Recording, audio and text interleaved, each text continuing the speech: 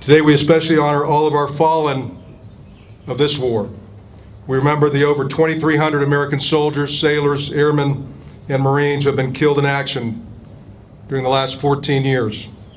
We also remember the more than 1,100 coalition fallen who've also lost their lives fighting for a common cause to build a more stable, secure Afghanistan as we also protect our homelands. Stark reminder of the cost of freedom right there. That is the top U.S. commander in Afghanistan, General John Campbell, speaking at this morning's Leith Rang at a ceremony in Kabul, Afghanistan. And that's where we'll start today's roundtable. Please welcome back the man we just spoke with a few seconds ago. He is the military veteran and the CEO of Argo Marketing, Jason Levesque. And sorry, I messed that up. Levesque. I messed it up again. Right? Did I get it right, Jason? You know what? It's Levesque, but I kind of like Levesque. the sound of Levesque. Levesque, you reminded me of that, Jason. I really apologize. Excited. Also with us now is coming to us Ron Capps. He is the director of the Veterans Writing Project, and Ron and I have spoken in the past, and we want to welcome you both here today because you do so much work for veterans, and I think one of the best ways we can honor those who have sacrificed their lives in our military service is making sure we take care of the veterans that are still here on Earth today. That Leith laying ceremony we just spoke of, it honored soldiers killed in combat in Afghanistan over more than a decade, over a long time, these last few years. The U.S. and Allied forces have moved now from a combat role, supposedly, to more of a support role for the Afghan security forces. Ron, let's start with you. How do you feel that Americans, what's the best way for us to honor those who have lost their lives in battle today? Well, one of the things that's been happening recently is something called Go Silent, which is simply stopping what we're doing for 1 minute at noon on Memorial Day, just to pause and think about the cost of some of these wars. I mean, we lost just under 500,000 men in the Civil War, over 400,000 men in the Second World War. And the numbers, even though they're smaller for these wars in Iraq and Afghanistan, they're still significant. Every life matters for some family and for all of us. And I think just stopping even for just a moment to remember the sacrifice of some of these men and women so that we have the ability to have a Memorial Day here in the United States. I think that that's really important. And Jason, before we go back to you real quickly, I want Ron to follow up with us. And Ron, talk a little bit about the Veterans Writing Project and how writing about their experiences on the battlefield and just in everyday life helps veterans deal with the loss of their brothers in arms, their friends that they saw die on the battlefield. Well, the Writing Project, Veterans Writing Project, is a nonprofit, and we're based in Washington, D.C. We travel around the country giving veterans and their family members the skills and the confidence they need to tell their own stories. And I think it's important that we do get those stories out. You know, Oliver Wendell Holmes gave a speech, in the 1880s about the experience of honoring those who can no longer tell their own stories. And I think that for those of us who served in combat, the loss of our colleagues, the loss of our comrades, weighs very heavily upon our memories. And for us to be able to say, I'm telling this story for someone I lost because he or she can no longer tell their own story. I think it's really important that we do that and that we give others the opportunity to tell that story as often as possible. Jason, I want to ask you, what does Memorial Day mean to you personally? It personally means a lot, obviously. I grew up in a military family. I served military. I have friends that are still serving, and some that unfortunately have given the ultimate sacrifice. But it's a day that I look back at some of the fond memories when we're barbecuing back in barracks and kind of the levity of the situation and when you serve. And I think all veterans have those days. And I sit back and maybe I'm having a beer and barbecue, and I'm thinking, you know what?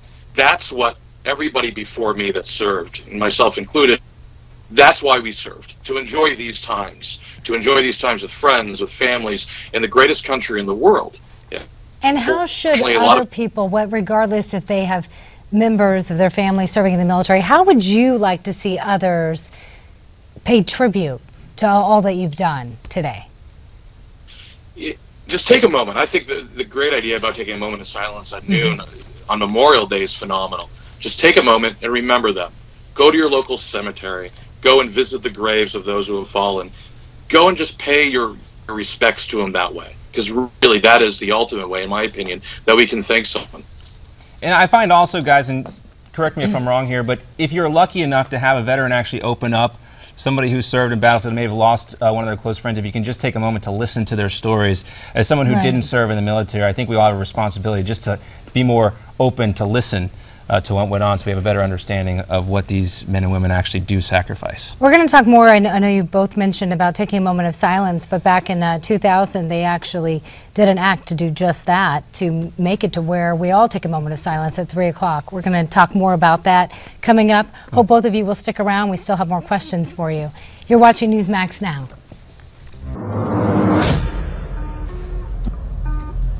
And we are back with our roundtable. Joining us once again, military veteran and CEO of Argo Marketing Group, Jason Levesque. Tell me I said that right, Jason. Did we get it?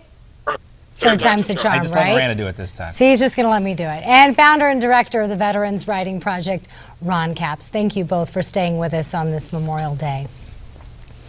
So last year, an 11-year-old boy wanted to thank fallen soldiers for their service, so he went out to Omaha Beach, where thousands of men had died storming the beaches of Normandy 70 years earlier. This is what he did. I want you to listen.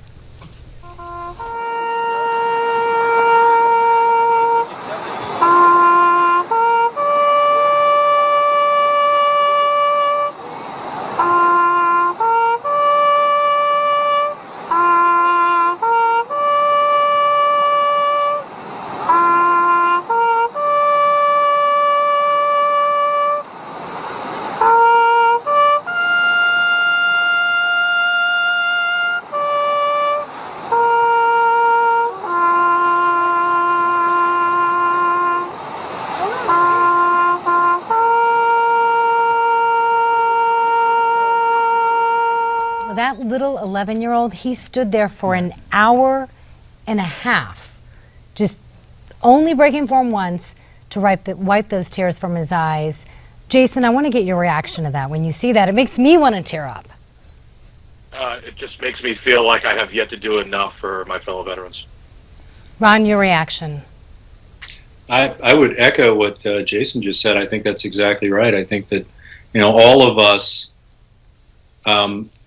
have a responsibility to hold this memory and to honor the sacrifice of those who have gone before us. It's touching to see that. You know what I always find surprising is I was talking to John about this.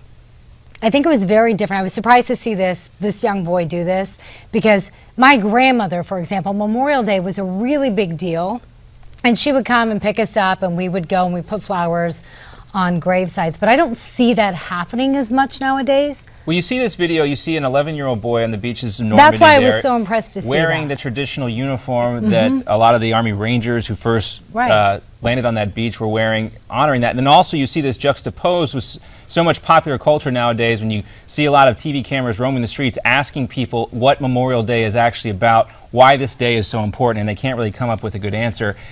Again, though, you do see a generation and more people who do have respect for these types of days. And this brings us to what we were talking about earlier, these moments of silence. At 3 p.m. today, there will be a moment of remembrance to honor those who paid the ultimate sacrifice for our freedom and peace. Congress passed the National Monument of Remembrance Act in 2000, choosing that time of 3 p.m. because they say that's when most Americans are enjoying their freedoms on this day. Do we need a law, though, Ron, do you think, to do this, or is this something that we should be more conscious of in our everyday lives? I wish we could do this without having a law. I think what's happened now is that social media is taking over a lot of consciousness, a lot of space in people's consciousness. And the hashtag Go Silent is popping up on a lot of social media. And that really is the same idea. I mean, part of this idea came in the United Kingdom, in England particularly, at the end of the First World War, where on November 11th, on Armistice Day, at the 11th hour, there would be 2 minutes of silence. And the entire city of London would just stop moving, and all around Britain. And so this moment of silence, I think, was very strong for a while, and now it's starting to come back. I think it's a very good thing. Were you even surprised? I want to get your honest opinion, both of you. I want you to be honest. Did you even know there was such an act? Because we were talking about taking a moment of silence, and both of you suggested noon. I was pretty surprised, and the whole reason why this act even came about was apparently people were going around and asking people what Memorial Day meant to them, and kids would say, that's when the pool opens, or that's when we have barbecues. Right. Jason, are you surprised? Did you know there was such an act? Yeah, I didn't actually. I had no idea.